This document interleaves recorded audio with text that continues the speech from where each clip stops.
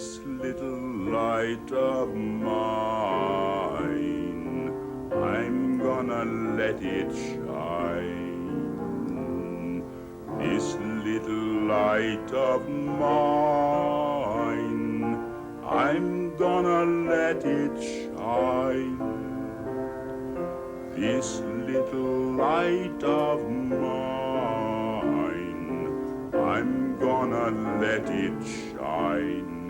Let it shine, let it shine, let it shine.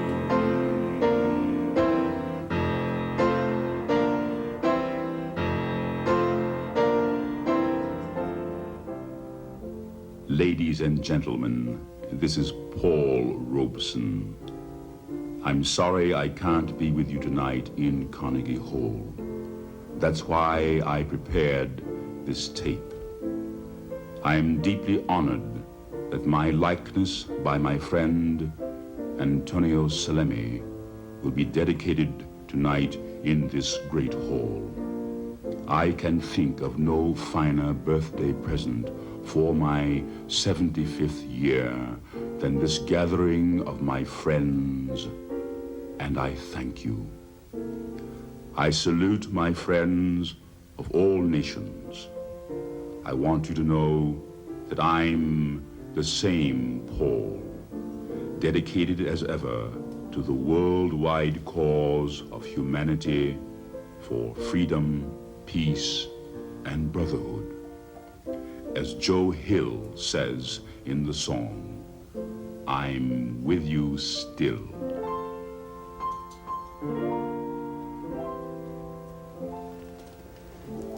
I just couldn't go to Carnegie Hall. I called Lawrence Brown, who had been my accompanist for so many years, and I told him I just can't go. I'm settled now here in Philadelphia with my sister, Marion. She's a retired school teacher, you know. She dug out one of my old concert suits, and I said, "Oh, Marion, for you, I'll wear it, medals and all, but I just can't go to Carnegie Hall." The bust in the ceremony tonight was my second modeling experience. In 1924, I posed for another sculpture by Tony. It was a nude bronze, life-sized. Tony called it Negro Spiritual. It depicted me singing Deep River. Now, how many of you have ever posed like this for 2 months, naked, singing Deep River? Oh, the chap that sat like this had it easy. But like this, and Deeper River. That's enough, just so that when you see the statue, you'll know what it's singing. The Art Alliance of Philadelphia refused to show it. It seems the woman in charge convinced the board they couldn't be responsible for arousing the public by exhibiting the figure of a naked colored man in Rittenhouse Square. So they sent Tony a telegram asking him to replace the statue with something else. Well, Tony sent them a life-sized female nude, which they gladly accepted. And as far as I could see, she wasn't singing a thing. The little song on the tape, This Little Light of Mine. I chose it because it was my father's favorite, Pop. Seems like such a long time since I really talked with Pop. Over 50 years, I guess. And there was one conversation we never could finish about my brother Reeves. Oh, Pop, how could you pretend that one of your sons didn't exist? Reeves did exist. He was your son too. Pop, please, don't change the subject. I remember the night that Pop put Reeves out. Trouble's going to follow you all the days of your life, Reeves. I can't have you setting a bad example for Paul. Well, Reeves was not a bad influence. The only horrible thing he ever said to me was, "Kid, you talk too much." The only thing he ever told me to do was stand up and be a man. Don't take low from anybody. If they hit you, hit them back harder. Oh, Pop, I know what the Bible says. But Reeves was your son, too. You always said you saw yourself in me, Pop. you were in all your sons. Do you hear that trolley? That's the trolley carrying me from Somerville, New Jersey to Rutgers, year of our Lord, 1915. Pop, Ben wrote that he saw Reeves in Harlem and said he was in a bad way. Well, when I get settled, I'm going to go up to Harlem and look for Reeves and bring him home. Pop, I had to say that before I went away. Perhaps it had something to do with my going off on my own. Pop, look, there it comes. And see who the conductor is. Mr. Pilgard. No, Pop, you take care of yourself. I'll be fine. Bye, Pop. Good morning, ma'am. Yes, ma'am. Rutgers. Mr. Pilgard, do me a favor. Ring your bell. Yes, sir. It is the big day. Good morning, Mrs. Littlejohn. Yes, ma'am, I sure can use your prayers. Yes, Mrs. Gray, I got your nicely washed and pressed shirts in my suitcase. Thank you, ma'am. They are domestics, going off to work in kitchens around town. I've known these people all the days of my life. Some of them are members of my father's church, and many times I've been with him in their homes when he was there to give them spiritual comfort. And many times we were blessed with a good meal. Oh, do you hear that woman laughing? That's Mrs. Carol Smith. And now she's looking at me, and do you know what she's thinking? Why isn't her son going up to college? Why is he sitting up there in the penitentiary? She always said that I was a child of destiny. That's just how she put it. Child of destiny. She once said that she knew I wouldn't be anybody's yard boy or handyman, and I asked her how she knew. She said, well, you just clean a yard too well, son. That's a sure sign you're meant for better things. Nature smiled on you. Well, I didn't know what I was going to be. Maybe a minister like my father, or a teacher like my mother. My mother. You know, Pop always said that Mrs. Carol Smith looked something like her. Well, I guess she doesn't really. It was just Pop's way of drawing a picture of my mother. He always did that. He said that one looked like her, that one talked like her, that one walked like her, that one down there ironed like her.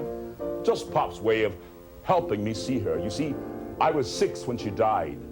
A coal from the stove ignited her dress, and she burned. But here I am, on my way to college. That's a wonderful word, college. The last one to get off the trolley was Mrs. Leslie. She came back and took my hands and placed them on her stomach. And then she got off without saying a word. Mr. Pilgard, did you see what Mrs. Leslie did? He says, oh yes. She was most likely expecting a child, sort of a gesture of blessing, transferring good fortune. Goodbye, Mr. Pilgard. When I set foot on that campus, it was the greenest place I had ever seen. Not that Somerville isn't green, but not like this. The ivy that covered the buildings looked like it had been polished by hand. They asked me to wait in the hall for my appointment with Dean Robeson. Oh yes, Robeson. R-O-B-E-R-S-O-N. Yes, quite similar, give or take an R. Well, I guess there was a lot of what to do about Robeson that day because there was no room assignment. Do you know what I was thinking about that first day? Booker T. Washington. The day he went off to school.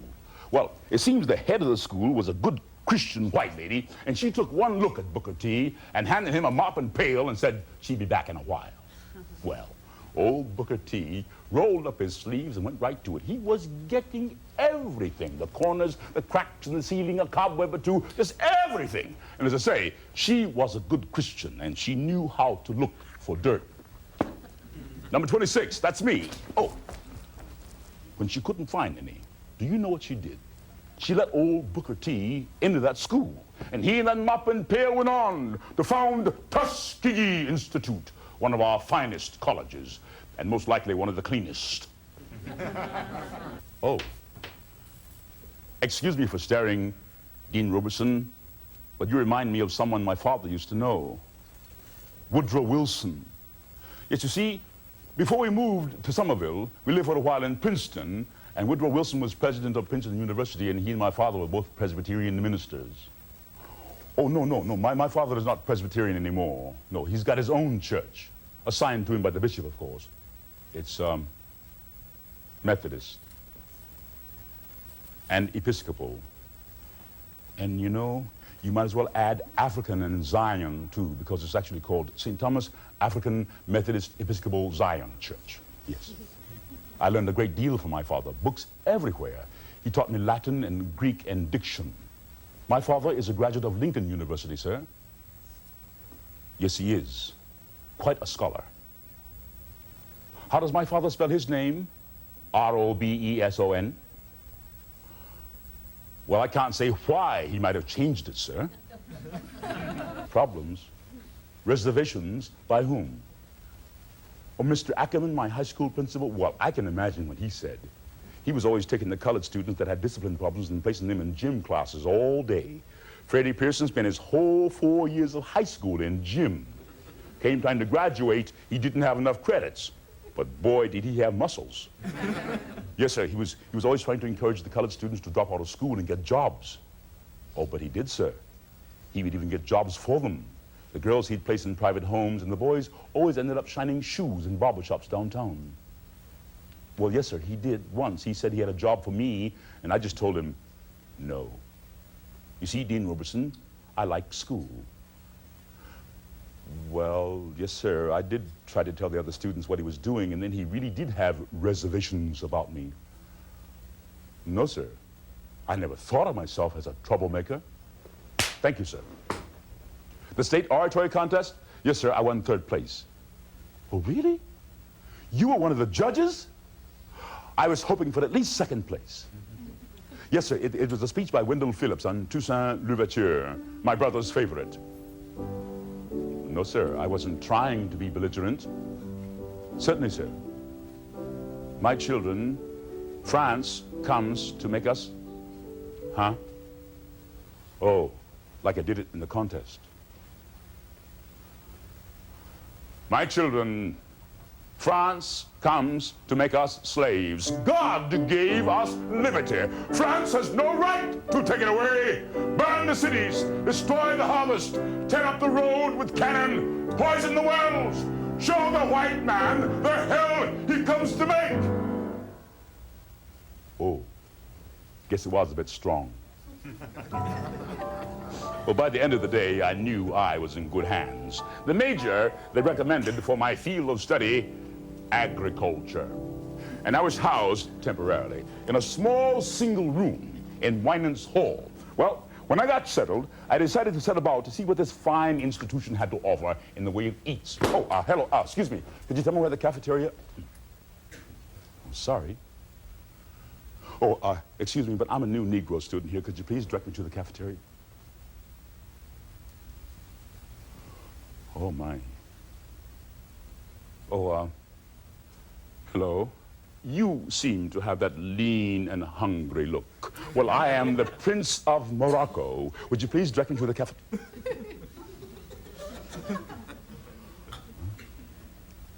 Oh, excuse me. My name is Rufus. Yes, sir, Rufus, the new dishwasher. Would you please direct me to where the dirty dishes are? Oh, that way. Thank you. When I set foot in that cafeteria, everything stopped. And I just stood there, waiting to see that all just get up and leave. I mean, did you eat in the same room with the Negro, or did you just walk out in righteous indignation? And while they were trying to decide what protocol to follow, I walked over to the steam table. Seemed like a mile. The white-haired lady serving the food said, "We don't serve colored food." Oh.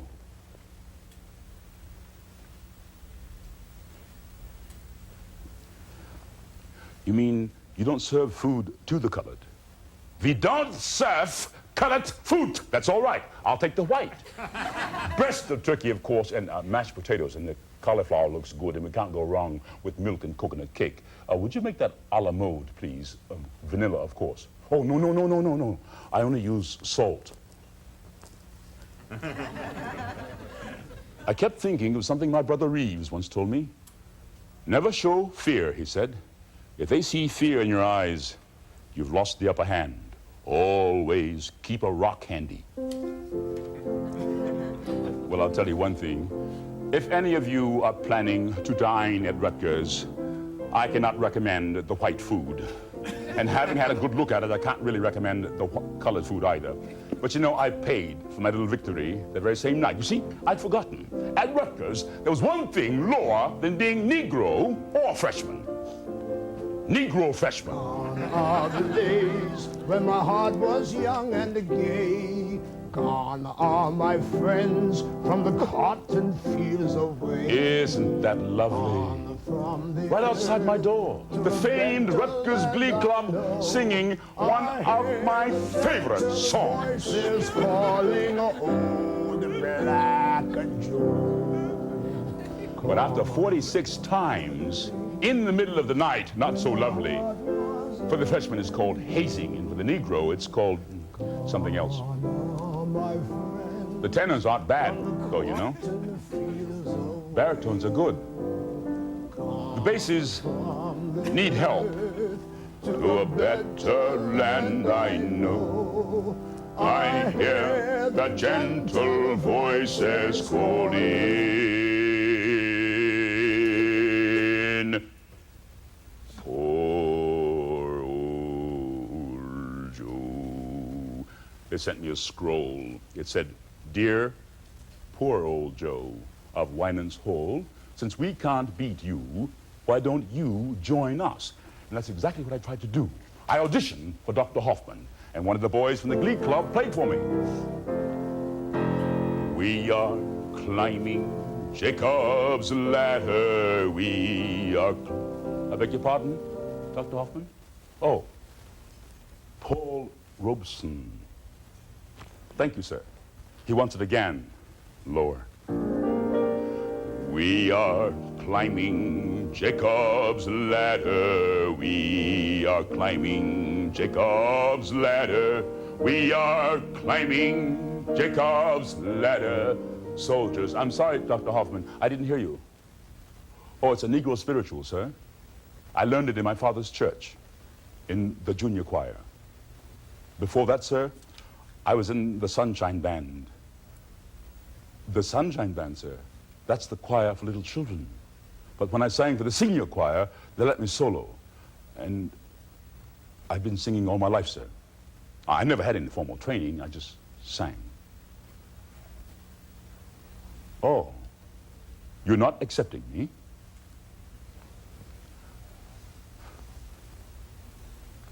Might I ask why, sir? Oh? Oh. Well, sir, I was never told I had a pitch problem. Oh, I see. Well, sir, you know, I never would have thought of that, but perhaps I would stick out. Of course, in my heart, I was hurt and humiliated, but Pop always said, go with your head, not your heart. He said, Reeves went with his heart. That's what got him into trouble. Ooh, I know what Reeves would have told him. I'm not off pitch. Your Glee Club is off pitch, and you're off pitch. Put that in your pitch pipe and smoke it. Reeves was a free spirit.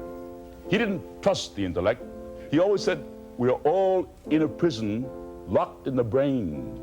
Reeves was a rebel. Even when he was little, he was always getting into fights. And later on, he had this little bag of rocks he carried in his pocket. And anytime anybody would insult him, he'd let him have it. But we were always bailing him out. The police would say, here come those Robesons again. So when Dr. Hoffman turned me down, something in me wanted to hit back with a rock.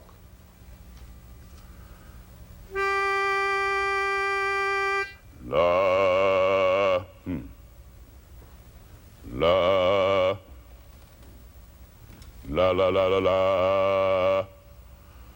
Uh-oh. In spite of my pitch problem, I was getting straight A's. It was these grades that caused Dean Robeson to take a special interest in my progress, and he was still fascinated by the similarity of our names. Oh, yes, he was so fascinated, he even arranged an appointment with a Dr. Howard Merton from the University of North Carolina. Dr. Merton was a geneticist. You see, Dean Robeson surmised that because of my intelligence, it had to follow that my blood was white. And then there was that unresolved matter of our names. Well, there was a mixture in my background. On my mother's side, the noted Bustill family. The blood of the Bustills was African, Cherokee, and white Quaker stock going all the way back to the early days of America, but I wasn't about to tell that to old distant cousin Dean Robeson, let alone some strange doctor from North Carolina. So I refused to be tested. And Dean Robeson called me to his office. He says, well, I was wondering, and my grandmother was wondering too, if the Robesons came from North Carolina, because the Robesons had a plantation there. And I said, Dean Robeson, my father didn't just come from North Carolina, he escaped from North Carolina.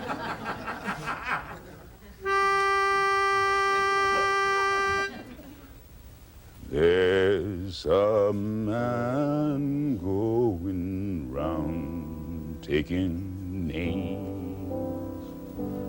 There's a man going round taking names. He has taken my brother's name and has left my heart in pain. There's a man going round taking names. On a November day in 1916, I got a call from my brother, now Dr. Robeson, and he said that Reeves was in the hospital and I'd better come quick. I took a jitney. They call them taxis now. And the driver charged me a whole nickel. When I arrived in the corridor, William and Ben were standing in front of Reeves' room.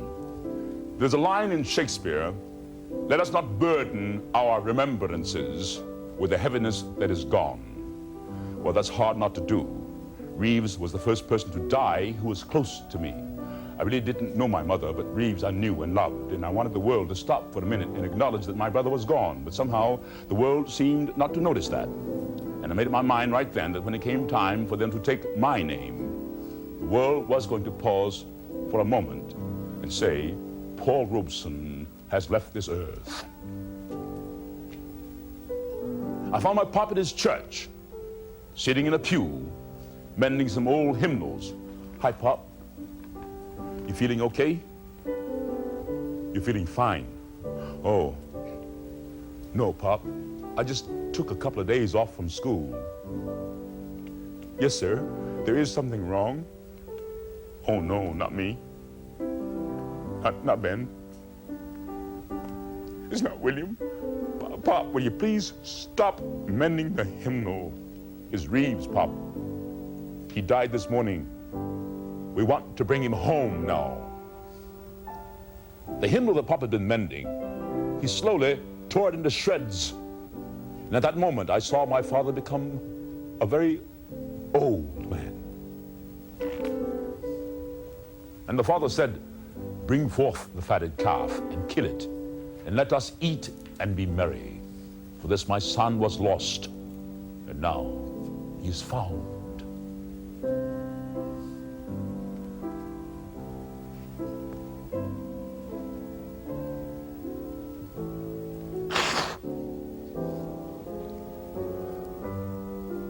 (1916), the year Woodrow Wilson became president by promising to keep us out of the war. 1 month after his inauguration, we were in the war. Elementary politics. Well, I returned to school and decided to enter another political arena. I loved football, still do. No Negro had ever played for Rutgers, and I wanted to be the first. But Coach George Foster Sanford, a Yale man, said, I don't want the extra burden of a Negro on the team. I'm trying to build Rutgers into a football power. And if a Negro on the varsity causes dissension, I don't want a Negro on the varsity, period. I think it'd be better for you and the team if you turn in your uniform. And I said, Coach Sanford, you might just as well have told them to turn in their uniforms. Why don't you let me try? Well, on the first play of the scrimmage, I went out for a short pass, a simple button hook play. And I remember beginning my pass pattern, and that's all I remember. How many of you have ever seen the cleats on the bottom of football shoes? Oh, today they're plastic. 1916, little steel spikes. As I lay unconscious on the field, several of my teammates ground those spikes into my fingers. And when I woke up, my hand was on fire. 4 of my fingernails were missing, my shoulder dislocated, my nose broken. It was so bad they had to send for my brother William. And William says, well, If you want to quit school, okay, but Papa and I wouldn't like to think you're yellow. Yellow? What do you mean yellow? Would you rather see me get killed? Look at my face. It never was much to look at, but it's a mess now. And William, did I ever tell you that some of the players wear gloves so as not to touch the ball after I do? Why don't I transfer to Lincoln University? You liked it there, so did Pop. Oh, lose my scholarship. Oh, can't afford it. All right. Don't miss your trolley. And Dr. Robeson, if I get killed, I want a simple funeral in Ben's church. Well, you know, I didn't mind the broken nose or being called yellow, but those fellows were saying, you're Negro and you're scared of us and you're gonna run. They weren't just insulting me. They were insulting my whole family, my whole race. Coach Sanford, sir, I think I can be your best end. Matter of fact, sir, I just need to turn out to be your best all-round player. I can hit, I can block, I can run, and I can tackle. And you've been watching me. And Coach Sanford, I want the uniform. 10 days later, I was back on the field. While I was healing, Coach Sanford suggested who was responsible for my hand. Big Red Flanagan, second-string quarterback. On the third play of the scrimmage, Big Red called a sweeper on my end, and I was waiting for him. Two key blockers were knocked out of the play, and that was Big Red coming right at me. When he saw me, panic spread across his face. You could hear the sound of leather meeting flesh and bone as I dropped my left shoulder and smashed it into his groin. I took him in my two hands, heaved him up over my head.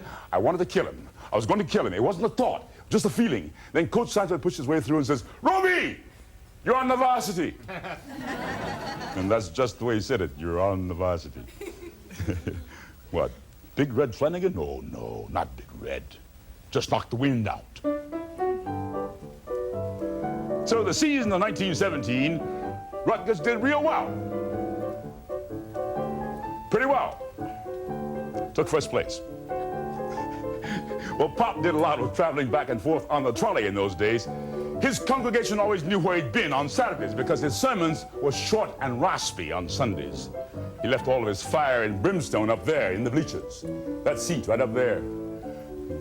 One time my father got so excited, he actually popped a collar. Never could find the button.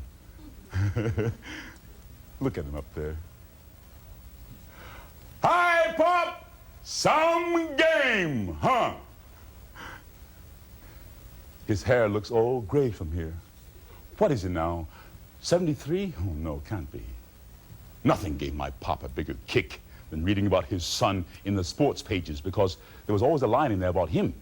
Something like, and he is a minister's son. And of all the nicknames the sports writers began calling me, guess what Pop's favorite was? The Black Phantom. And then it happened. Our team lost its best supporter. Telegram from Ben, come home, Pop's gone. I took that little trolley, knowing that every house and every bit of landscape I'd be seeing for the last time. And I went directly to the parlor, sat with my father.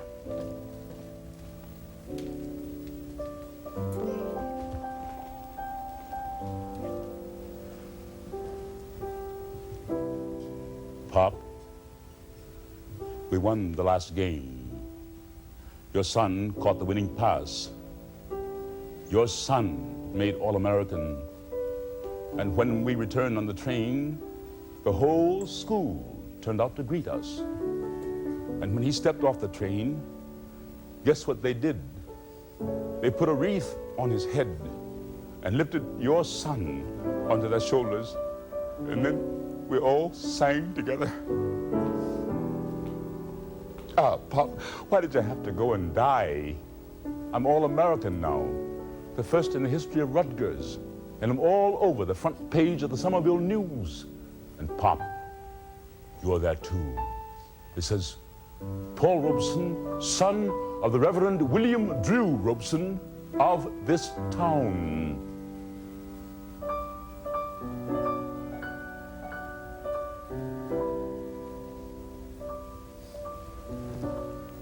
My father never feared death.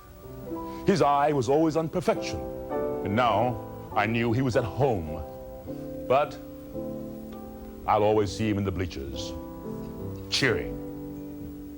Hi, Pop. I'm glad you were my father. It's strange, isn't it? How every man thinks the current he's in is the whole ocean, and it isn't. Because every move I've made in my life has led me to ever-widening currents. Well, Pop had been my rudder up to then.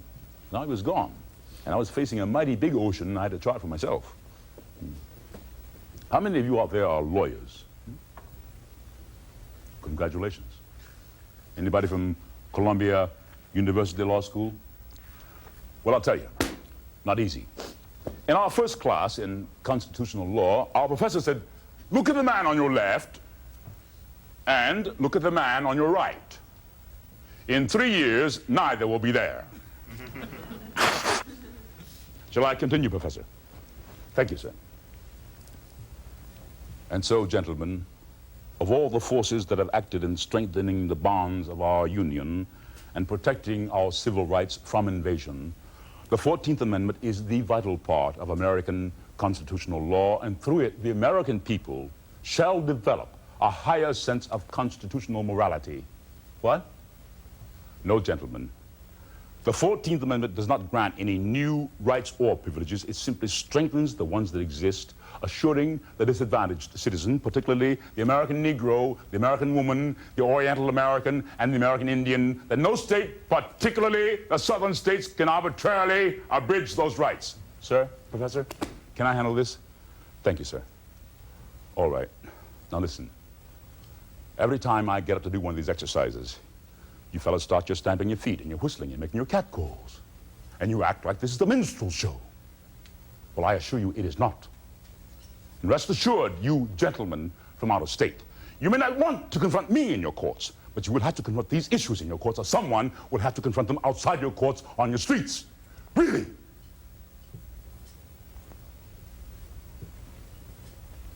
I found that college men in those days didn't have much in the way of social awareness. Well, the First World War changed all that. It certainly did for me, with the wave of young American men flooding into Europe to make the world safe for democracy. Many young black men among them. My brother Ben enlisted, joined the 369th, became a chaplain in that war to end all wars. When the war was over, that wave came rushing back to our own shores, with those young black men filled with their achievements and their expectations, hit New York in a shower of confetti and ticker tape, which seemed to confirm their expectations about democracy here at home. And they marched triumphant until they hit the Mason-Dixon line. Anybody ever hear of the Red Summer of 1919? Newspapers were filled with stories about Negro servicemen returning home from the war, returning home to the South to be castrated, lynched, tied to trees and burned to death, and sometimes in the uniform of their country. In Waco, Texas, a colored man was buried alive while a crowd of men, women, and children cheered. And that tide of blood swept back to the north, to St. Louis, Kansas City, Chicago. Men who once butchered meat for the nation now slaughtered each other in the streets. And that's why they call that summer the Red Summer of 1919.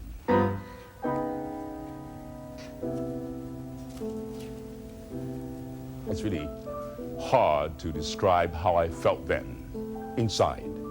Helplessness, frustration, anger, especially when our first antebellum Southern president, my father's very good friend, Woodrow Wilson, had said, and I quote, "We are handling the Negroes in exactly the way they ought to be handled," unquote. The great Jamaican Marcus Garvey didn't think so. So he organized an exodus to Africa. But I thought the battle was here. So I moved to Harlem. No gal maid has got a shade on sweet Georgia Brown. 2 left feet, oh, so neat is sweet. Mecca for the new Negro. It was a jazz age, and Harlem was the capital. Bottom shores got a black bottom shores. Yeah, that was the sound of Harlem. There were advertisements that said, "Hurry up to Harlem, home of the happy feet, barbaric dancing at its best." And they were doing the black bottom. And they were doing the cakewalk. The closest I ever came to scrimmage outside the football field was a night I dislocated my shoulder in the Savoy Ballroom doing the Apache twosome. And they did everything at the Savoy. It was there that black and white first danced together. Female couples were allowed. Nobody knows you when you're down and out. In your pocket, not one penny, and your friends, you haven't any. Soon as you get on your feet again, everybody's your long-lost friend. Mighty strange without a doubt. Nobody knows you when you're down and out. Yeah.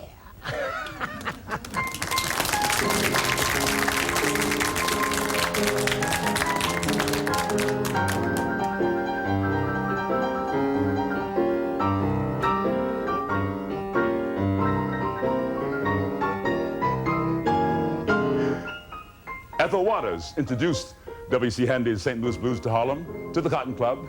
Then the white owners of the Cotton Club refused to let W.C. in to hear his own music. That's right. They accepted his music, but not him. Well, that's the way the white millionaires sponsored the Harlem Renaissance. They came attracted by the glitter and glamour. They stayed to absorb all the good energies and ideas, and somehow the promise of the Harlem Renaissance that should have been was never fulfilled. Oh, yes. Harlem had its millionaires, and the millionaires sure had Harlem. There was one that I grew quite fond of, though, Carl Van Vechten. Carl was music critic for the New York Times, and he gave wonderful parties. His mansion was always filled with intellectuals, jazz musicians, artists, entertainers, athletes.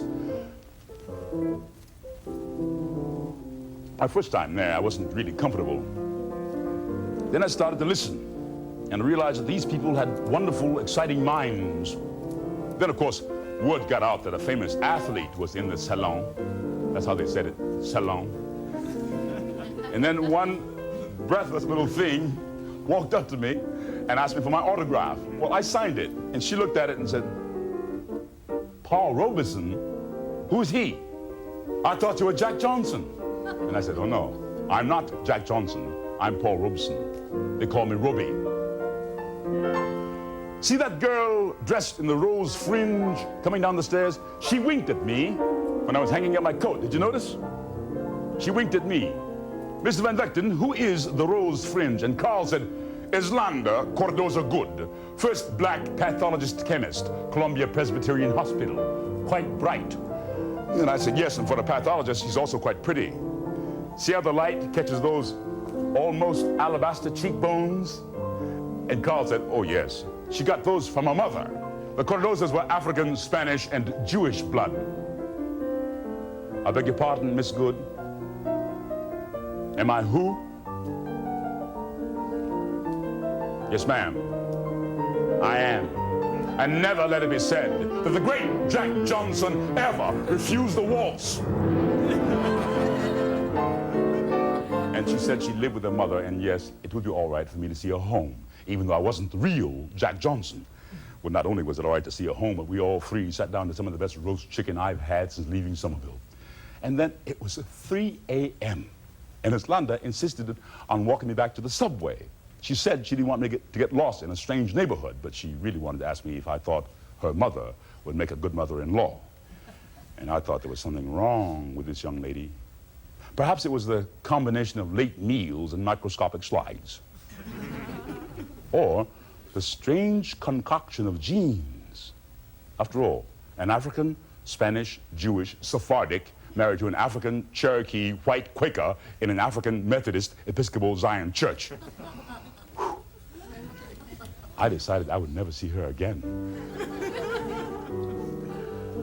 No, Islanda, no dessert for me. Too rich. Well, Islanda, I know we can always eat at your mother's house, but between you and me, I don't need, "When are you going to get a job, Robinson? My name is Robeson. Would you please tell your mother what my name is?" You told her what? Where did you get the idea we were engaged? Islanda, I'm not talking loud. Would you please finish your dessert? We are not getting married. This is the Last Supper. We were married on August 17th, 1921. My brother Ben performed the ceremony. Coach Sanford was there, other friends from Rutgers. My sister Marion came down from Philadelphia. Mother Good, of course, was there, but Eslanda took my breath away. She was dressed in Spanish lace. And our only honeymoon was the jitney ride to our new home. Eslanda continued her work at the hospital while I went about finishing my law studies.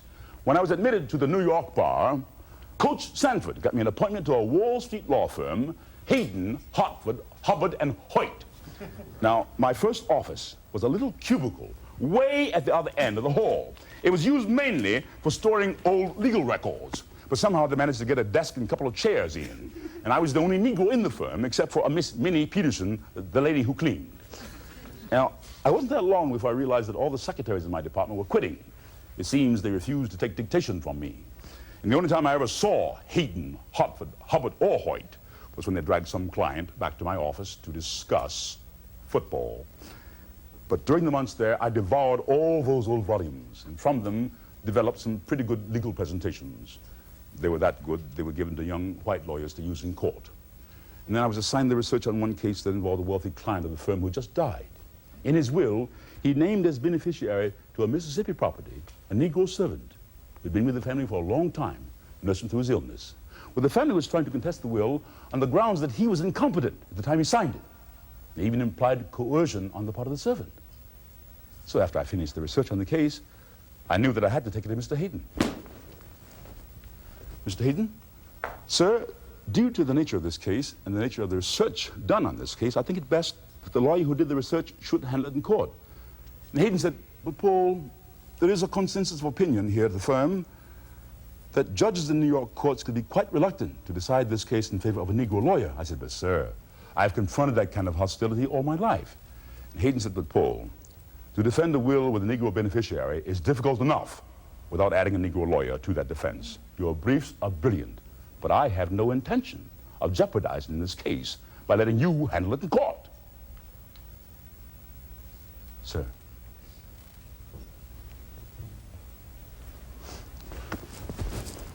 And I felt like I was practicing law about as much as Miss Minnie was. Oh, I'm sorry, no. Please, go ahead about your work.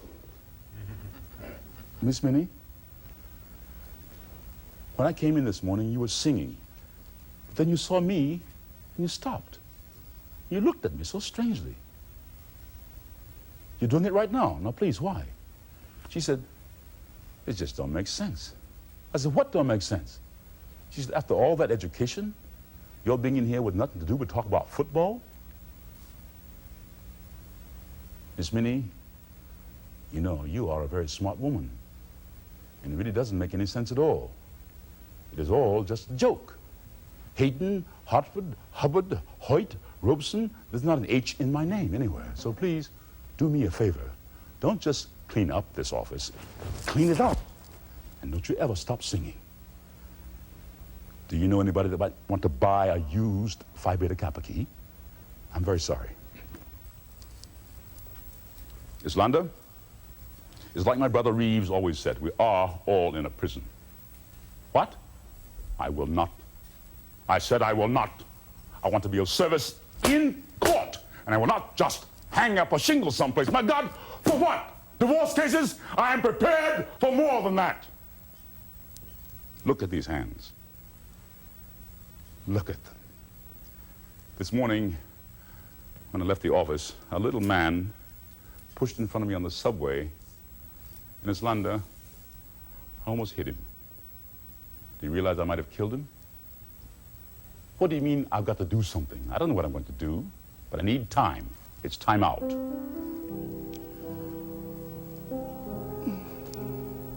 You know, being out of work can have a lot of little disadvantages too. I got on Essie's nerves, and she sure got on mine. So we went out more to friends' houses. Like this one night, we're at a friend's house, and there was a party. People took turns telling jokes, doing a dance, singing songs. What'll I do with just a photograph to tell my troubles to? When I'm alone with only dreams of you,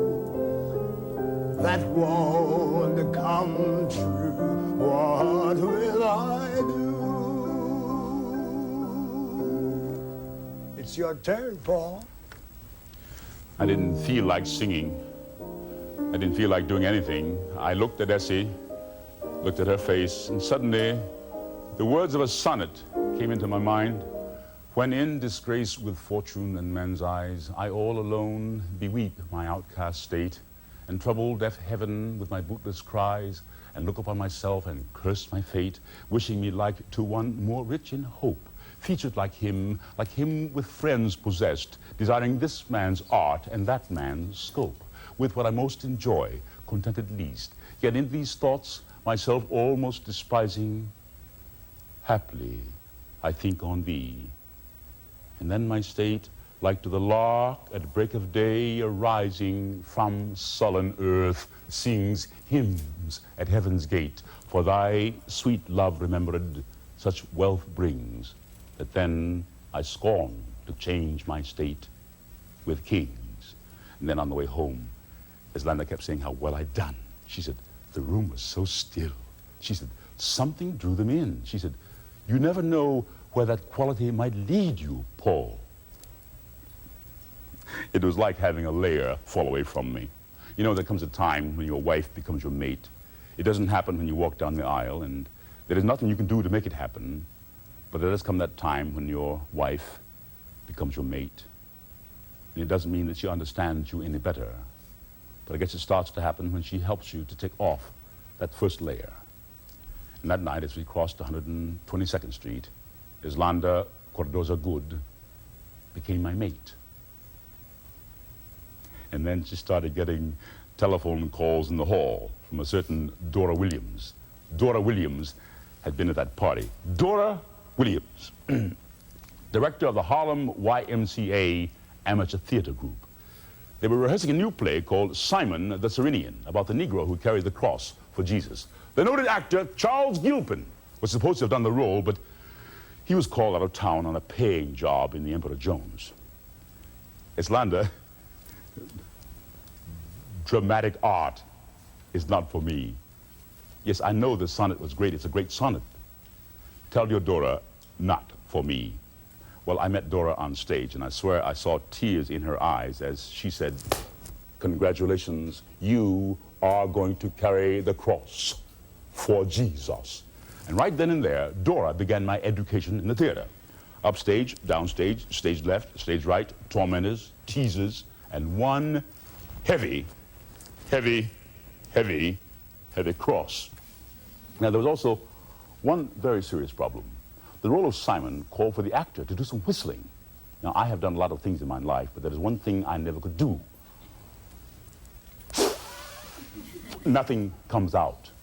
And there's Dora standing there in a very businesslike manner saying, all right, Roby, are we going to get the whistle or not? And I said, Dora, I will get this cross up the hill for you, but even for Jesus, I cannot whistle. And then Islanda, bless her heart, comes to the apron of the stage. She said, let him sing. Dora said, sing? Didn't make it sing. Sing what? I said, well, what else? Were you there when they crucified my Lord? Then it was opening night, and there was a line toward the end of the play. Daughters of Jerusalem, weep not for him, but weep for yourselves and for your children. For if they can do these things in the green tree, what shall be done in the dry?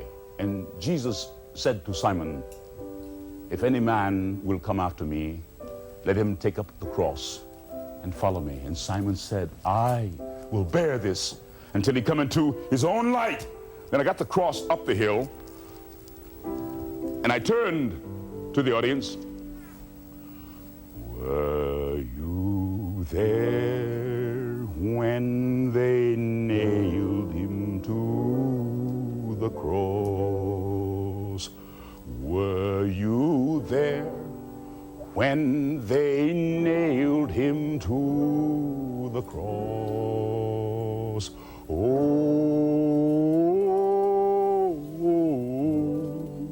sometimes it causes me to tremble, tremble, tremble.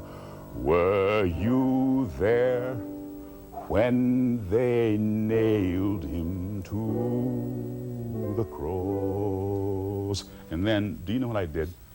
I swear to this day, I don't know what possessed me, but I turned to the audience and I took my first honest-to-God bow right there under the cross.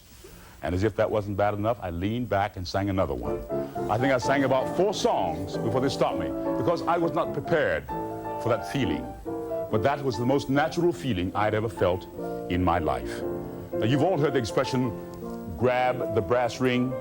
What happened to me that night was like grabbing that brass ring, kicking off, and being swept off the earth. Do you know who was in the audience that night, sitting right there in the 3rd row, right next to my wife, Islanda, for some strange reason? Eugene O'Neill. O'Neill had a play about a young Negro lawyer married to a white girl. It was called All God's Children Got Wings. Well, that play caused quite a stir. The daily critics protested that a Negro playing a white girl's lover on the stage would destroy the American theater. And do you know what the producers did for me? Hired me a bodyguard. That's right. His name was Slim Nugent. Slim took one look at me. He said, "Whew, I'm supposed to protect him? That big ape? He ought to be protecting me."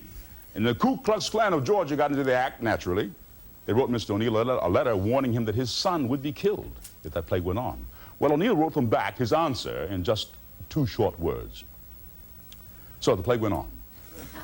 Became quite a success. One night, O'Neill came backstage and said that he wanted me to go onto the road after All God's Children closed and replace Mr. Charles Gilpin in The Emperor Jones. You see, he said that Mr. Gilpin had started to drink a lot and was changing dialogue. You know, there are people today who believe that I created the role of the Emperor Jones. No. For the record, it was the great Charles Gilpin. And it was after my final performance of the Emperor Jones that a very special group of people came onto the stage. Now, I should know you.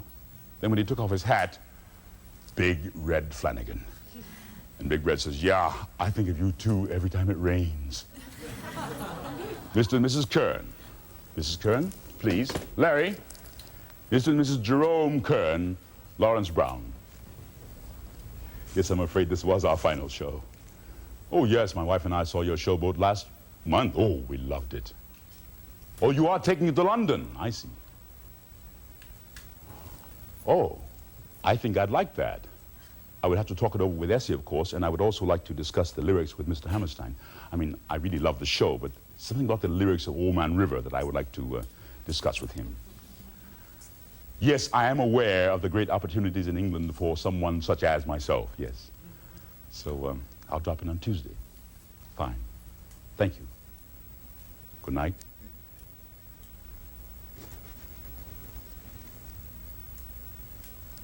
After all the other visitors had left, one man remained, Mr. Charles Gilpin.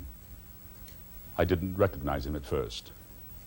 He was older and he seemed so tired. He mumbled his congratulations and left. It's with me still. All the things that I did not say to him. Sir, I'm sorry. I did not want to take your place, and I never did. Why couldn't you leave that stuff alone? Look at yourself. You had no right to do this to yourself. We needed you. The Negro people need the great ones like you. We owe a place to those who come after us. We owe them a place. Will I be the next ex-nigger of the year? No! They'll not do that to me. I'll not be found staggering through Harlem, chasing a ghost of what I might have been. They'll not do that to me.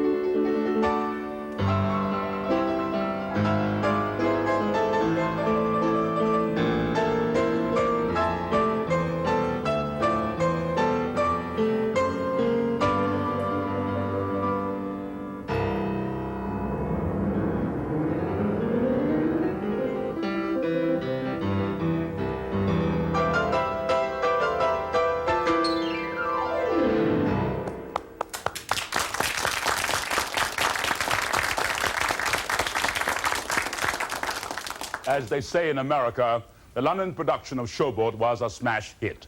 It certainly opened new worlds for me, the concert stages, debating circles.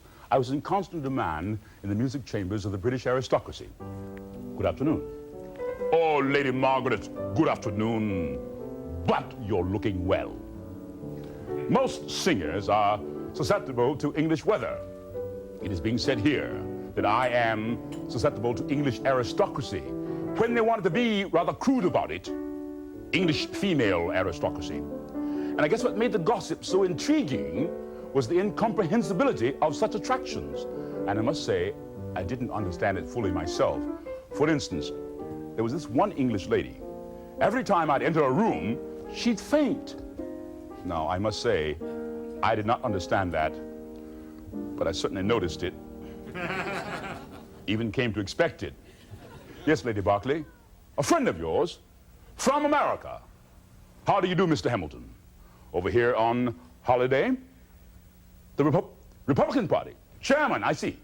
Yes, Lady Berkeley, last time I saw Essie, she was in the library refereeing a debate between the socialist views of Mr. George Bernard Shaw and the grand old Republican views of Mrs. Calvin Coolidge. I wonder if Essie will survive. Lady Berkeley, if you do see Essie, tell her that I'm ready to leave presently. Thank you. Yes, Mr. Hamilton? I beg your pardon, sir? No, I don't think of myself as an exotic over here. I can assure you, sir, I'm not here at this function as an exotic. Because here, sir, you see, unlike in our own country, I am considered an artist, an athlete, and most importantly, a scholar. Will you excuse me? Well, no, sir, I don't often entertain the idea of returning to America. Of course, I'm often asked the question by Americans visiting over here, Paul, when are you going to go back to America? Well, my standard answer for some time now has been, why? What for? My people need me. Mr. Hamilton, at this point in my career, I'm only beginning to discover how I may be of help to my people. Well, yes, I'm aware that my films are shown in America, but I'm also aware that they're distributed only in Negro neighborhoods. Hollywood. Mr. Hamilton, I'll put it to you this way. In Trafalgar Square, there's a large likeness of me in electric light bulbs. And it says, Paul Robeson, right above the title. Now, I ask you, sir, is Hollywood prepared to offer me anything like that? I can tell you what I would be offered. Silly little parts in silly little films. Oh, really? You are prepared to guarantee me a Hollywood career? And what, sir, would I have to do for that? Well, Mr. Hamilton, I am not Republican. I rather fancy the ideas of Mr. Roosevelt over the ideas of Mr. Hoover. And I'm not certain that anyone could or should deliver the Negro vote. Miss Lambda. Good day, Mr. Hamilton. I do hope you enjoy your stay here. If you have any difficulty getting tickets to my concerts, do give me a ring. I'll see what I can do for you. May 3rd, 1934. Dear Ben, thanks for the letters. It's hard to believe that we have been here for the full 7 years now. We've rented a beautiful home in Hampstead from the former ambassador to Turkey. And to further impress you, dear brother, I am not writing this letter. I am dictating it to my secretary, Cyril. Oh, yes. Put your name in. Cyril Bunting, put your name in. Here's our schedule for the week. Schedule. Monday, supper with George Bernard Shaw. Tuesday, luncheon with Mrs. Calvin Coolidge at the Savoy. I would love to have invited Bernard Shaw there too, but I've learned from the essay that one doesn't invite the socialist Shaw and the Republican Coolidge to the same function. 'Tis not the done thing. Wednesday is matinee, but Islanda is entertaining members of the Labour Party. Thursday, late supper with Lord and Lady Berkeley. Friday, Ben, I'm meeting with two incredible chaps, African students, Jomo Kenyatta and Kwame Nkrumah at, yes, that's Nkrumah, Cyril, at the African Students' Union. They made Islanda and me both honorary members of their union. You might say, Ben, Africa can truly be called the dark continent, especially by virtue of the fact that its history is lost. We're so used to seeing Africa through the eyes of Western culture, when it is most accurately seen through the eyes of Oriental culture. And that is why, Ben, I'm finding it so much easier to speak and sing in Swahili, Russian, and Chinese than it was to speak and sing in German and French. And there is a very important thought here. With the coming of the Renaissance to Western culture, something happened to Europe. Reason and intellect were placed above intuition and feeling, the result being a European people that conquered nature and now rules the world. But as science advanced, the art of the West declined. So the question is, to what end does the West rule the world if all art dies? Or as Jesus the Eastern put it, what does it profit a man to gain the whole world if he lose his own soul? Wouldn't our Father have gotten a kick out of all that? He'd probably pop a collar. Yes, Cyril, pop a collar. I miss you all. Love, Roby. Thank you, Cyril. See you at the theater. Islanda, we're finished now. What, darling? The date of the Georgia Tech football game. Are you still writing that bloody book? So what are you doing? Another chapter on the heroic exploits of the Black Phantom of Rutgers U? And don't you dare title your book that. If you do, I'll denounce you in the London Times. Islanda, darling, you're the last person in the world to write a book about me. Why? Because you know nothing about me. So stop trying to make me your hero. I say, stop that child of destiny nonsense. I don't want to live up to anybody else's heroic image of me. I'm sorry. But you think I'm your little tin angel, don't you, Essie, with no faults. You couldn't imagine, could you, Essie, that I could, for instance, be unfaithful to you? Or you could. You mean you've been listening to the gossip?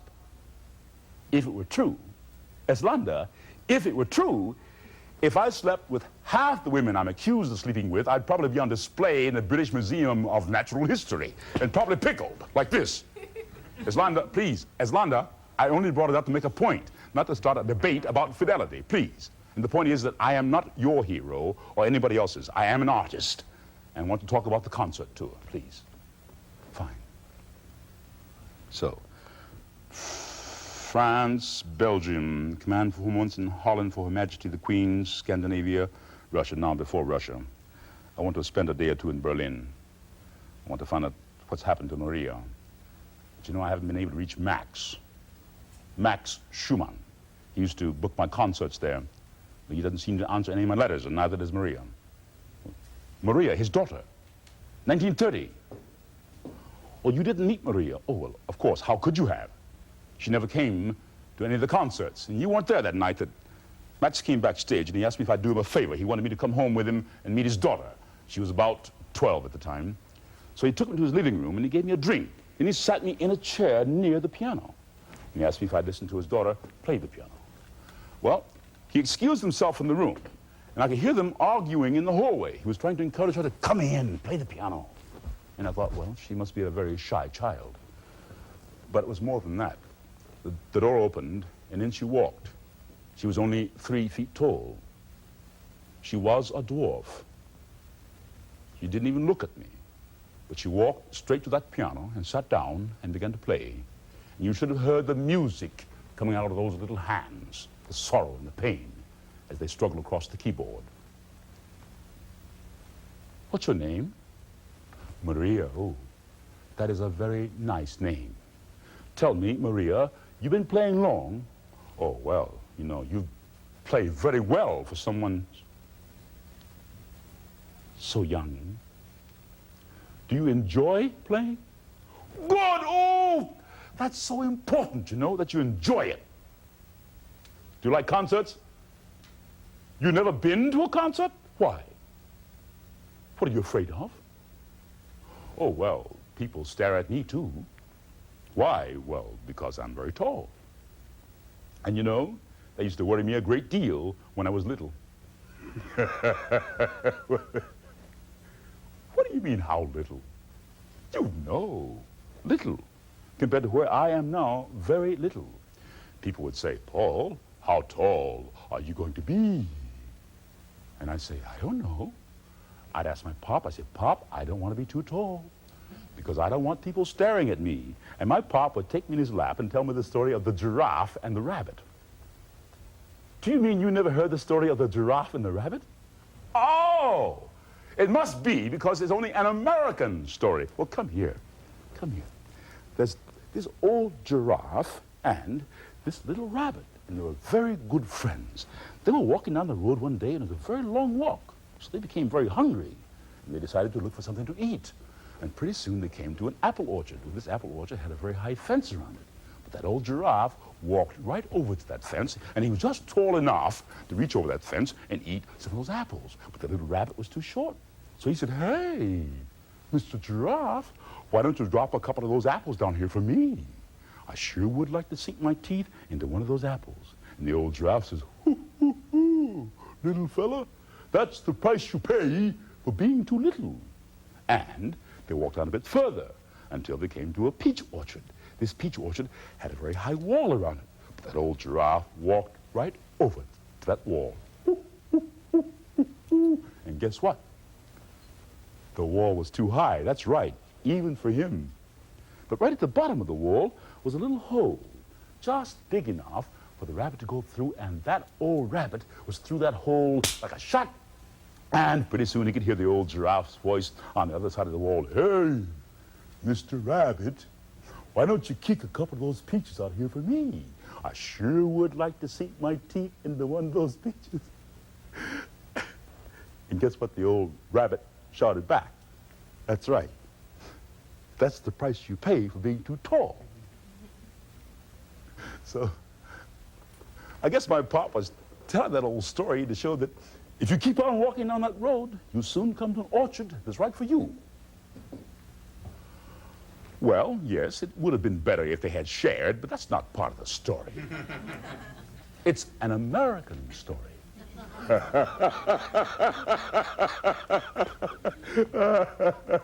Little Maria. Tell me, little Maria, would you do me a favor for Big Paul? Would you accompany me in a song? You know your daddy told me that you have all my records and that you know all my songs, okay? Let's try your favorite one.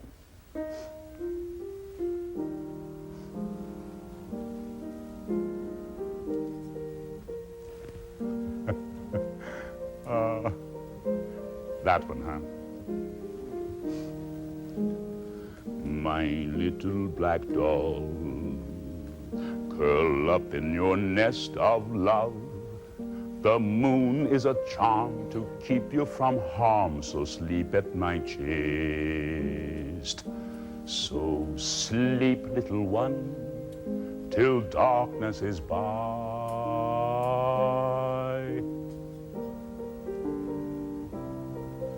Little Maria, you know, when I come back to Germany, and I will come back someday, I think I'd like you to play that song in my concert.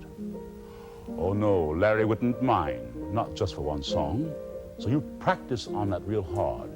And when I come back to Germany, I want you to play that song in my concert. And I'll give you billing. It'll say, Paul Robeson sings Congo Lullaby, accompanied by Maria Schumann. And then she ran out the room to tell our father. Islanda and I did return to Germany that year, 1934. I'd wired Max, hoping that he'd meet the train. But even the train station seemed different. People walked around me, very furtively, and in hostile silence. Brown shirts. Hitler's stormtroops were everywhere. Nothing furtive or silent about them. Where is he? Is that Max? Max? Have you been ill? You remember Frau Robeson, of course. I didn't recognize you. So where's Maria? Who took her away? Where'd they take her? Where did they take her? Max, you know, you're not making sense. Get back on the train, we just got here. Well, what would they accuse you of? I'm sorry, Essie, he's not making sense. Max! I beg your pardon, who are you? Herr Kruger. You've come to do what? Well, thank you very much, but I don't need an escort to the train. Are these men with you? Would you mind telling your friends I don't like people getting behind me? You watch your mouth. Yes, I speak German, but I'm telling you in English. You watch your mouth, you! My wife is not German. She's not even white. If it's any business of yours, she's Negro. Now, there's no need for you to ask her. I just told him. And if any of you lay a hand on my wife, I swear I will kill one of you. You can put a bullet in my brain. Well, I've lived long enough to get my hands on one of you, preferably you, Herr Kruger. And I swear I will kill you. Miss Landa, let go of my arm, please. I want both my arms free. Just walk slowly to the train. Don't walk too fast. I don't want these animals to think they smell fear. No, Islanda, don't turn the light on. I just want to sit here in the darkness because we might as well get used to it. The world is moving into darkness. Oh, my God. What? I thought I saw a reflection in the window. A little girl's face on a dwarf's body, but with the eyes of a woman as old as the cross.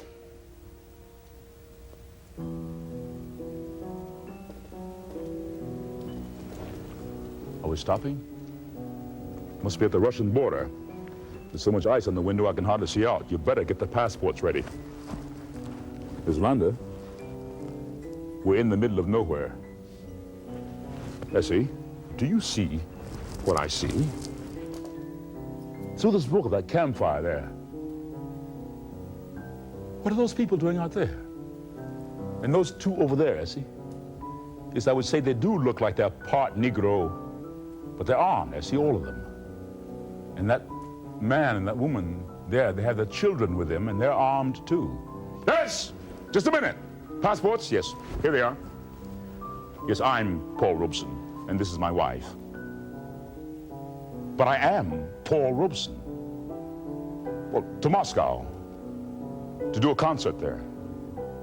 What's wrong? Aren't they in order? Mister, please, don't touch me. If you want me to go somewhere, just say so, please. I speak Russian. Well, very well, but where do you want me to go? Wait. Why must my wife come too? It's cold out there. What do you want with me? And he says, your papers are not in order. Sing. If you are the real Paul Robeson, sing. These people have heard all his records, and they will know. Sing. Then there's one of the group of men with the African features. They were called Yakuts. Waves this record at me. He also says, sing.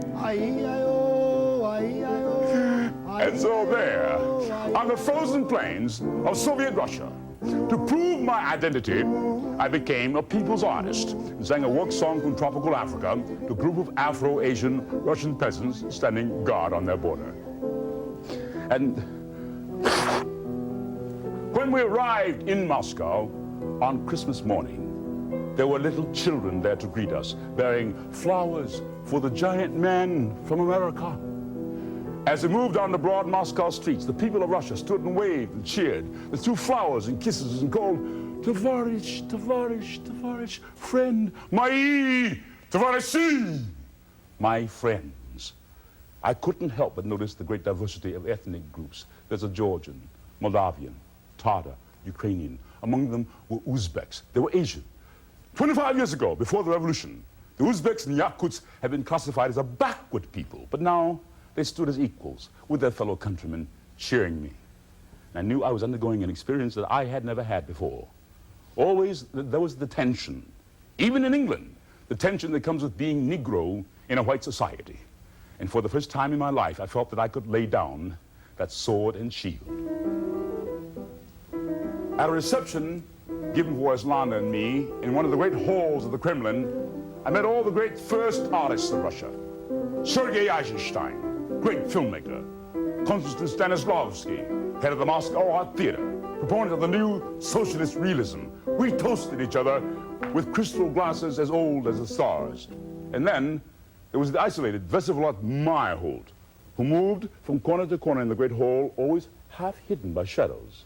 Student of Stanislavski, teacher of Eisenstein, a brilliant theatrical innovator, but leader against the new socialist realism. He was accused of formalism, which they considered bourgeois decadence. And already it was being whispered that he was an enemy of the revolution. And then the doors of the great hall opened, and Senora Maria Cordova, the impassioned one, burst into the room. She'd been one of the great silent film actresses of Spain. She froze and looked from face to face and finally directly at me. Then she moved to the center of the hall and placed a kerchief on her head, which she shaped into a bandana. Now she pantomimed a Negro woman working in the fields. But she stopped, her face contorted by a silent scream of fear. Then she loosened the bandana and tied the kerchief under her chin. Now she was a Spanish peasant toiling in the earth. And again she stopped with the same fear on her face. Then she moved toward Islanda and me. Federico Garcia Lorca. Yes, I am familiar with your countrymen. Yes, I sing a common thought that unites us in the hours both dark and golden. Yes, he spent some time in my country, in Harlem, writing about my people there. His poems about Harlem show a great sensitivity and deep empathy. What struck me about his art was its purpose, to embrace all mankind with love. The line, I damn all those who ignore the other half, the half beyond salvation. And then Senora Cordova backed to the center of the hall. She stood silently. She crossed her hands as if they were bound. And she raised her head slowly. Federico, the beast has killed Federico. The Spanish Civil War. The Spanish poet, Federico Garcia Lorca, had been executed in Spain by the fascists. It was said the phalangists forced the muzzle of a rifle up his rectum and pulled the trigger. His execution would shock intellectuals and artists around the world. There were telegrams, letters, protests, demonstrations. And so Islanda Cardoza and I followed the Crimson Sun to the land of the poet. Larry Brown joined us in Barcelona. We witnessed the siege of Madrid, saw Spanish villages reduced to rubble by German and Italian aerial bombardments, fertile fields torn up by mechanized cavalry. The Nazi fascist juggernaut were using Franco's rebellion against the Spanish Republic as a laboratory for modern warfare. And what was most shameful to me was the way that General Franco was using the black Moroccan cavalry as an instrument of terror and destruction, evoking racist feelings as old as the Crusades. But help had come. Volunteers had come. They'd come from the ranks of workers and artists. They come from many lands, Germans to resist Germans, Italians to oppose Italians, brother against brother. They come from Ireland, Yugoslavia, Canada, from all over the world to form the International Brigade. When I met these men, I was struck by a feeling of deep respect for the lonely and the awesome personal commitment these men had made. That feeling deepened in me when I met the men and women from my own land. They were called the Abraham Lincoln Brigade. When I sang to these people, my heart was filled with admiration for those young white Americans and how proud I was to see my own people, some of the first to volunteer, fighting along with them. Where are you from, soldier? Oh, you saw a showboat. I say, where? Oh, in London. Did you like it? Oh, no, I thank you, but you know, I don't sing it that way anymore. See, the original lyrics were, niggers all work on the Mississippi, niggers all work while the white folks play. But for London, I changed it to darkies all work, but now I feel much more like, there's an old man called the Mississippi. That's an old man I don't like to be. What does he care that the world got troubles? What does he care that the land ain't free? Must keep laughing instead of crying. Keep on fighting until I'm dying. Where you from, soldier? He's blind. Touch his arm, please. Where you from? Omaha, Nebraska. Must seem far away now, doesn't it, soldier? What? Where was I born? You know, one of your commanders asked me that yesterday, and I heard myself saying, Princeton, New Jersey. That's not quite right, because I began to feel life intensely when I saw the reflection of a little girl that I loved in a window and knew that she was dead. And that's when I felt born. And I feel I am being born with you here today on this blood-soaked soil of Spain, and I give you my promise to take my stand with you. And Lady Berkeley, in my heart, I literally meant take my stand on the line. No, Lord Berkeley, they didn't hand me a rifle. Sir, they did something else. They gave me a medal, this little three-pointed gold star, and I said, why me? What have I done to deserve it? Or not that man there who lost a leg yesterday, or that man there who will never see again. And they said, no, you take this medal and you go on singing, Paul. Tell them why we're here. Tell them why we're fighting here. Tell them why we're dying here.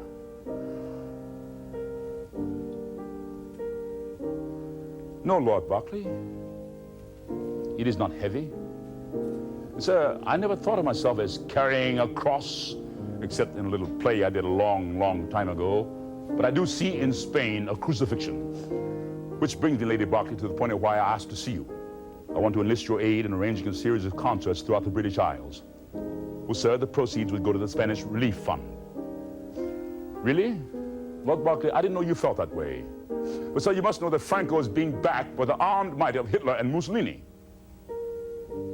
Oh, you do? You see them as mere bounders. Uncouth fellows, you say? The type that you wouldn't invite to tea, you mean? What, sir, is academic? No, I didn't see the newspaper.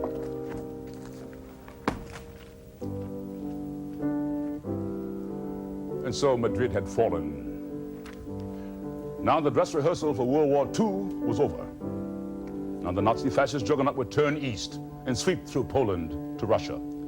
I left the aristocracy. Upper-class England was a bit too accepting of what the dictators were doing. After all, the Nazi-fascist partnership was out to save the great houses of Europe from the menace of communism. I went out among the common people of England because they were the only ones who'd be able to stand up to the Holocaust that was to come. I gave twopenny concerts for the workers, and at those concerts I talked. I kept talking. They began saying, what's happening to Robeson? Why doesn't he just sing? Well, Lady Berkeley's friends put it much more elegantly. They said, oh, Paul, if you want to go on living in England, why don't you just shut up? But I couldn't. I kept talking. They were warning me to stay out of British politics. Well, I didn't know I was in British politics. I thought what I was into concerned the whole world. But when I got to talking about Africa, when I got into the subject of colonialism, that's when I knew how deeply involved in British politics I had become. Islander? Who is at the door, please? British intelligence. Won't you come in, gentlemen? Would you be seated?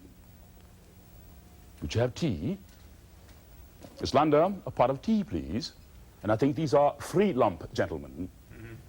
So what can I do for British intelligence? Ah, yes. I thought I recognized you. You've been at several of my concerts. Enjoy them? Yes, sir, I am painfully aware that Hitler has invaded Poland. I suppose it's only a matter of days now before England declares war on Germany. Dissension? Oh, I take it you mean my speaking out against colonialism. Well, yes, I am acquainted with Kwame Nkrumah, but if you're implying he writes my speeches for me, the answer to that is no. Well, I've written several articles, one tracing the roots of fascism back to the Renaissance. Oh, no. I didn't say that there was a link between fascism and colonialism, but sir, don't you think such a link could be found? Desist. I don't know what he means by desist. From my concerts or my talking during my concerts? Oh, I see. And what if I choose not to desist? Oh, yes. I'm aware the government has been given certain emergency powers, and yes, that you could make it very unpleasant for me here indeed. But gentlemen, as long as there are issues to be addressed, I must seek platforms from which to address them. And if I can't find them here, I will seek them elsewhere. I thank you and wish you a good day. It is Africa. My pride in Africa grew with my learning. It impelled me to speak out again and again against the scorners of African culture and African self-determination. I wrote articles. I sent them back to American periodicals and to British journals. I wanted to go to Africa, to get there before the marching jackboots set fire to the whole world, to walk the land of my ancestors, to breathe the air that circulated back through the centuries, to bathe myself in the eternal rivers that once bathed my forefathers, to warm myself in the hot African sun, to feel the fingers of a blind old Igbo woman tracing the contours of my face and whispering through warm tears, "You are one of the boys that went away." Then the cold hand of death touched my shoulder. The telegram, "William died suddenly, Ben." Then I knew I had to go home. All I could see around me was my dead brother's face as I stumbled down to the sea into a vessel that was to carry me to America. One night, I walked out onto the deck and stood there alone in the cold moonlit night, looking out over the dark Atlantic, and I could feel the chill rising up from the sea. But it seems that I could feel the chill inside my body, beyond my flesh and bones, even beyond my blood. And the large white waves rose up in anger and struck the ship in the bow and fell back into the sea. Over and over again, they struck the bow and fell back into the sea. And I could hear in those large white waves the wail of men, women, and children, slaves that had been cast into the sea. There is a line in the Holy Bible that speaks of the seas giving up their dead. It had come to pass.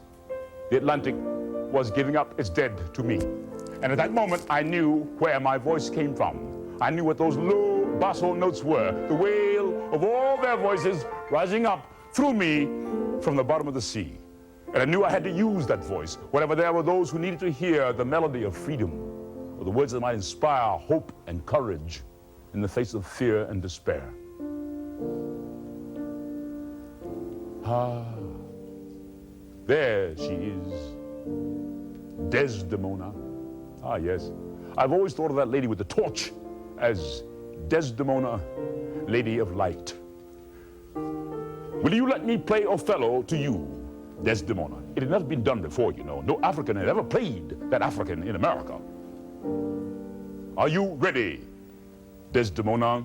Are you ready, America? And I'll not shed her blood, nor scar that whiter skin of hers than snow, and smooth as monumental alabaster. But it is the cause. What is the cause? Desdemona was a white Venetian. Othello was a Negro general commissioned over the Venetian army, a perfect man. Now, what is the tragic flaw in this perfect man? Othello says, "Happily, for I am black." Was that his tragic flaw, the fact that his skin was black?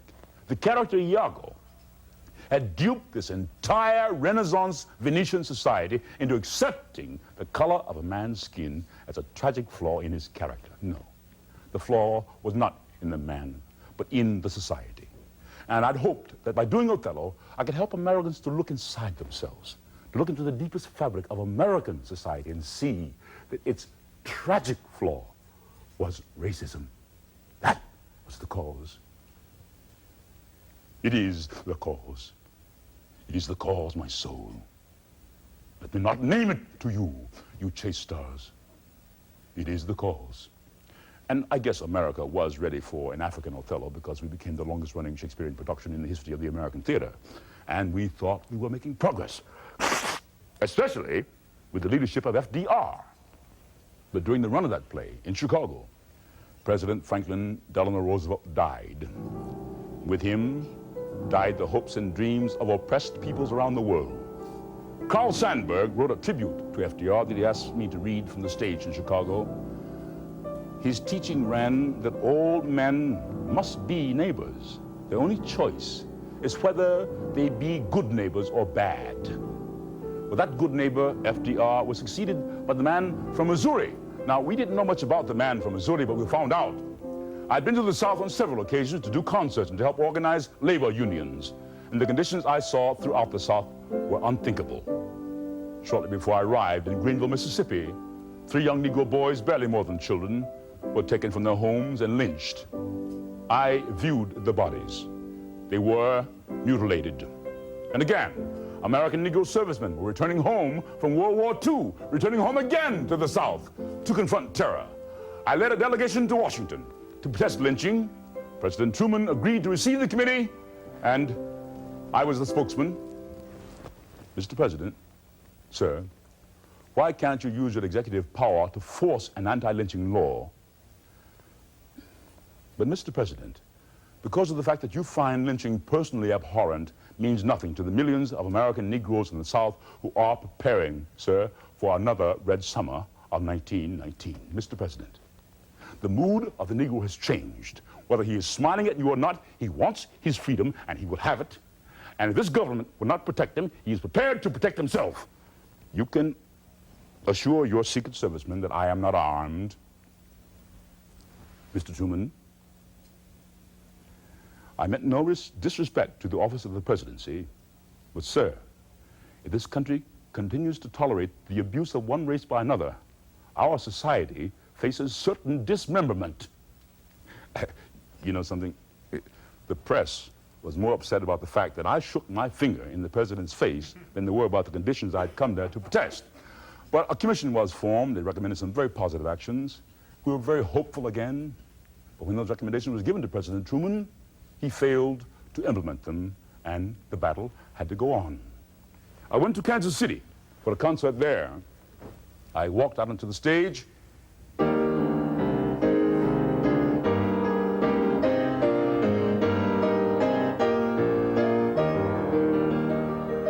Just a moment, Larry.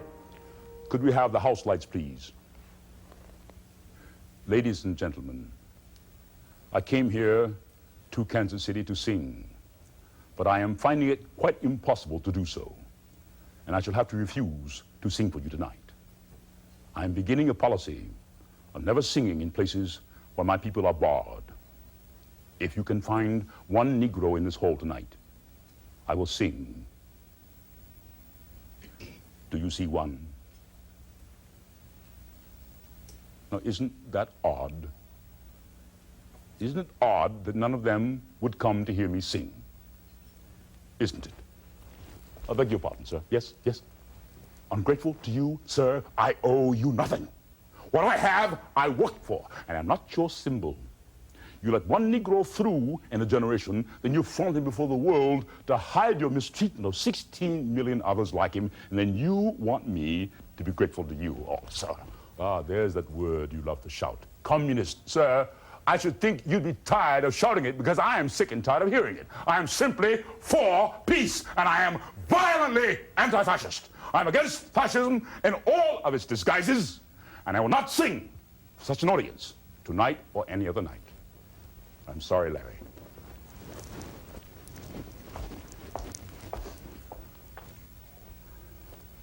How far must the people go before they can be treated like human beings? I think it rather absurd that a Negro can walk out onto the stage strewn with flowers and yet not be allowed a seat in the audience. Well, after my Kansas City concert, I was invited to the Paris Peace Conference, and I wasn't asked there to sing. I was asked to talk to about 2,000 young students from all over the colonial world, and I remember saying, I find it inconceivable that American Negroes could go to war on behalf of those who have oppressed them for generations against a country like Russia, which acknowledges the full dignity of the Negro. Well, that was a statement heard around the world. The press had a field day. The State Department invalidated my passport. No. To be technically accurate, they didn't invalidate my passport. They simply implied, Mr. Robeson, you can have a whole trunk full of passports as long as you keep your big mouth shut. They said that by praising the USSR, I was undermining the vital interests of the USA. Well, I just love that expression, vital interests. Whose? Here I had a desk full of invitations from all over the world that I now could not fulfill. When the state denies a citizen his basic right to pursue an honest vocation, then that citizen has the right to choose between humiliation and revolt.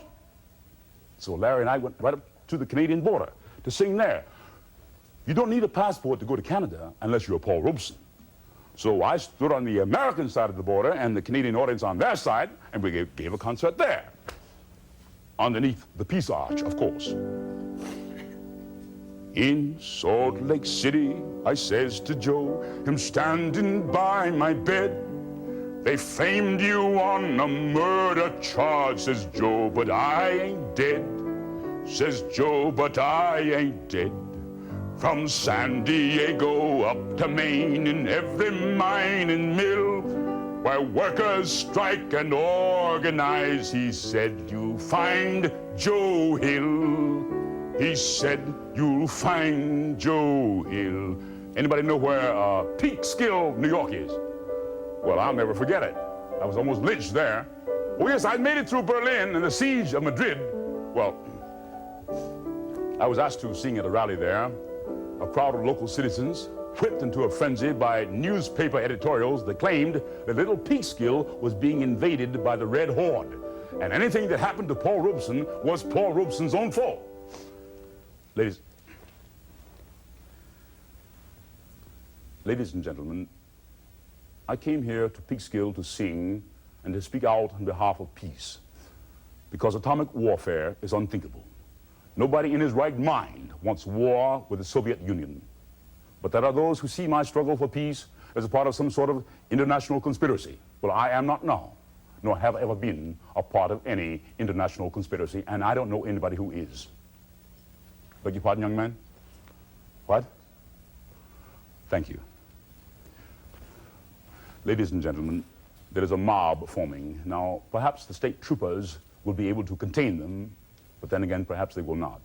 So if any of you feel that you should leave, I would advise that you do so immediately. It is me that they're after, and I don't want anybody else hurt on my account. As for myself, here I stand, and no fascist-minded people are going to drive me anywhere. The copper bosses killed you, Joe. The shot you did, says I. Takes more than guns to kill a man, says Joe. I didn't die. Said Joe, I didn't die. I dreamed I saw Joe Hill last night, alive as you and me. Why, Joe, you're 10 years gone, I said. I'll never die, says he. I'll never die, says he. And you know, they had about 2,000 state troopers there at Peekskill to keep the peace. And why didn't they stop the violence? You know who did try to stop it, though? A young white GI, not a part of our group, but he saw a black man being beaten to death. And he yelled out, "Hey, that ain't the American way." And he waded in. He got hurt, but he saved the black man's life. So, after Peekskill, my royalties stopped. Nobody knows you when you're down. Rutgers disowned me. They even removed my name from the All-American list in 1917, 1918. Oh yes, the All-American was now Un-American. And would you believe it got worse?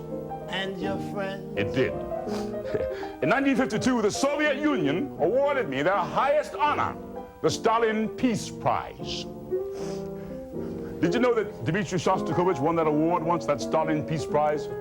Dmitri got his for his 5th Symphony. And do you know what Dmitri subtitled his 5th Symphony? A Soviet artist's reply to just criticism. Ah, yes, we both got it for the 5th. The State Department and the press considered that a brand of guilt, my getting that award. They refused to allow me to travel abroad to receive it. But when it arrived in New York with the $25,000 that came with it, the IRS was there, of course, the first to take its cut. Well, the press has always viewed my relationship with Russia as something rather sinister. They simply refuse to accept the fact that I believe in the principles of scientific socialism. It is my deepest conviction that a socialistic society is economically, culturally, ethically superior to any system based on production for private profit. And that's got nothing to do with plots and conspiracies, but the evolution of human society from tribalism to feudalism to capitalism to socialism is brought about by the needs and the aspirations of mankind for a better way of life. But when Khrushchev denounced Stalin in the 20th Party Congress, the press was at it again. Yes. If those things are true, the Soviet people are going to have to deal with that. Just as Americans are best advised not to worry so much about Russia and be concerned about the abuses done to my people here. Then Russia sends troops into Hungary, yes. I am against nations who drive across the borders of other nations to do harm and injury to people. I take no sides politically when I see one man bloody the head of another man. So don't ask me about Hungary and Stalin. Ask me simply about men who bleed, and I will tell you, I grieve for them. But that didn't sell. No, that didn't sell. All my tormentors wanted to hear was Paul Robeson denounces Russia. There's a man going round taking names. He has taken my brother's name and has left my heart in pain. There's a man going round taking names. Paul Robeson, will you please come forward? Please be seated at the table and identify yourself by name, residence, and occupation. My name is Paul Robeson. I live at 16 Jamel Terrace, New York City. I'm an actor and singer by occupation and law on the side now and then. Are you appearing today in response to a subpoena which was served upon you by the House Committee on Un-American Activities? Oh, yes. Mr. Robeson, did you file a passport application on July 2nd, 1954? Gentlemen, I have filed about 25 in the past few months. When applying for this passport, were you requested to submit a non-communist affidavit? Well, we discussed this very thoroughly with my counsel and with the State Department. And I was very precise in this, that under no conditions would I ever sign such an affidavit, that it is a complete contradiction of the rights of American citizens. Are you now a member of the Communist Party? Oh, please, please, please. Please answer, Mr. Robeson. You know, I really thought I was here about some passport. Now, what do you mean by the Communist Party? As far as I know, it is a legal party like the Democratic Party and the Republican Party. Was your Communist Party named John Thomas? Mister, my name is Paul Robeson. And whatever I have had to say, I have said as Paul Robeson in public and all over the world, and that is why I'm here today. Are you now a member of the Communist Party? Well, do you want to come into the ballot box with me when I vote and see? You are directed to answer the question. In 1946, in California, I stated for the record that I was not a communist. Since that time, I refused to answer that question, and I refuse now, Mr. Chairman, because my vote is nobody else's business. You are directed to answer the question, in the Mr. first place, Robeson. sir, wherever I have been, and I've been to many places, the first to die in the battle against fascism had been the communists. And therefore, I have laid many a wreath on many a communist grave, and that, sir, is not criminal.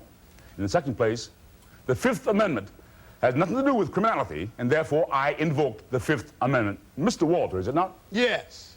The Pennsylvania Walter, author of all those bills designed to keep all sorts of decent people out of this country? No, only your kind. You mean the colored people like myself in the West Indies and so on? We are trying to make it easier to get rid of your kind, too. Mr. Robeson, are you a communist? Well, I am not being tried here today as to whether or not I'm a communist. I am being tried for standing up and fighting for the rights of my people who are still second-class citizens in this country. You want to shut up every Negro who has the courage to stand up and fight for the rights of his people and for the rights of... Mr. Robeson! Sir, would you just please try to be fair with me? Who has the courage to stand up and fight for the rights of his people and for the rights of working people, sir? And I've stood in many a picket line for workers around the world and for your Pennsylvania steel workers, too. And that is why I'm here today. Would you just please let me read my statement? Let me read a statement you made about the Soviet Union. The Soviet Union is the only country I have ever been in where I felt completely at ease. I felt no prejudice as I am feeling here today. What prejudice are you talking about? You were graduated from Rutgers valedictorian and Columbia Law School, and I remember seeing you play football at Lehigh. Yes, we beat Lehigh. Mr. Robeson. That's right. Big Red was on my team. That's right. Robeson, I'd like to read a statement by Thomas Young, a Negro publisher. Mr. Robeson is now so far out of touch with Negro thinking and his everyday emotions, he can no longer speak authoritatively about or for the Could I race. please protest the reading of this? If you have Mr. Thomas Young here so that I can cross-examine him, and I can, okay. Otherwise, why can I not read my statement? No, you may not. Why did you not stay in Russia, Mr. Robeson? Sir, that is a very important question. Because my father was a slave here. And I have many cousins who are sharecroppers here. I've never been able to measure my success just in terms of myself. And that is why my success has not meant all that it really should be, really. And I've sacrificed literally thousands, if not millions of dollars for what I believe in. No, the photographer's assistant taking pictures, it's rather nerve-wracking. No. It is quite all right because I am used to it. I've been in moving pictures. And I can pose, and I can smile. I just cannot smile, sir, when I'm talking with you. The reason you're not in Russia, Mr. Robeson, is because you're promoting the communist cause in this country. Can I please read my statement? You cannot read that stuff. I will say before this committee, you will not silence me in speaking out against the injustices done to my people. Order. You can brand me a communist, and I will still speak out. You can turn the Negro leadership against me, which you've done, and I will still speak out for justice for the Negro people. You can take away my passport, force me to live off the charity of my brother Benjamin, and I will still speak out. Mr. And even if you do finally Robeson. succeed in socially, economically, and politically assassinating me, sir, don't think you'll stop me, because it is not just me. It is the Negro people whom I echo. Robeson. And if you do succeed in silencing my voice by making me a non-person, there will be another voice, and another voice, and another voice. I've been doing all of this that I can. The meeting is adjourned. I think it should be. I think you should adjourn this forever.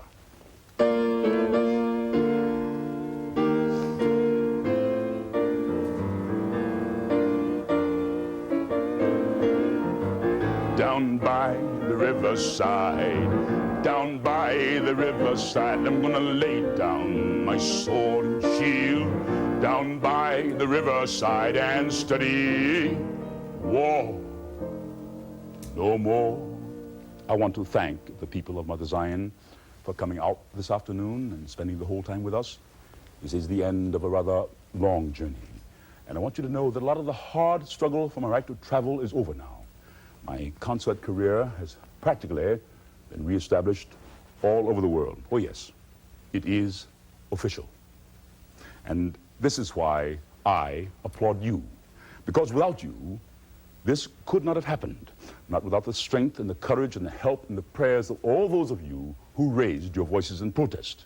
Your voices were echoed to the miners of Wales and Scotland, to the docks of London, Liverpool, to Africa, and finally to the House of Commons in England itself, creating a groundswell. It became an earth swell of all the common peoples of the earth. And I want you to know that I've been waiting for this afternoon just to come back here to say, I thank you.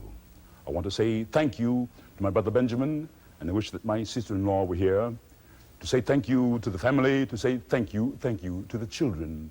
Because you see, the children know, as I said many times, every struggle I've been engaged in, everything I've done, has been to try to help to see that my grandnephews and my grandchildren and your children, we all races, all creeds, can walk this American earth in unity.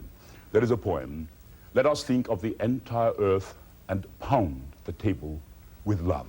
I don't want blood again to saturate bread, beans, music. I came here to sing, and for you to sing with me. Please join us. Join us, please.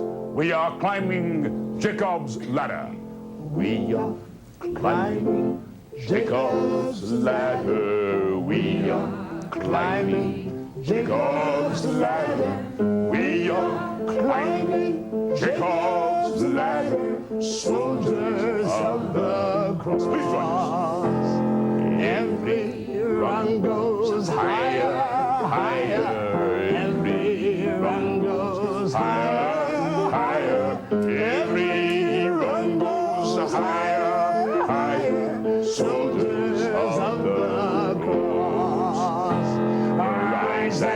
shine and give God the glory. Rise and shine and give God the glory. Rise and shine and give God the glory. Soldiers of the cross.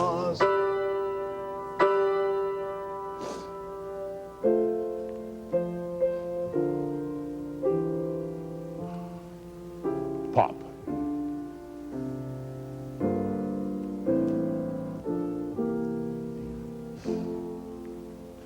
The years are falling into place now. I discovered there were two forces in the world, evil and the struggle against evil. And wherever I have found evil, I have struggled against it. And it has been that struggle that has kept my hope alive. My hope for America, my hope for Africa, my hope for Russia, my hope for all the nations of the world, my hope for mankind itself. And I am taking all those hopes now and passing them on to you. Soft you, a word or two before you go. I have done the state some service, and they know it. No more of that. I pray you, in your letters, when you shall these unlucky deeds relate, speak of me as I am, nothing extenuate, nor set down aught in malice. Then must you speak of one that loved.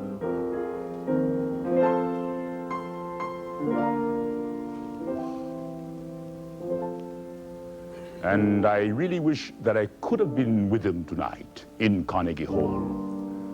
They called me afterwards and said that it went rather well, and that I would have been proud.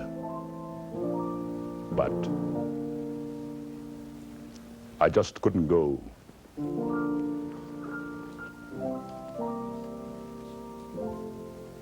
But always remember, I'm just Paul now, and other men and women are carrying on my work. May their little lights shine, bringing hope and brotherhood to all mankind. Thank you, and I wish you a good night.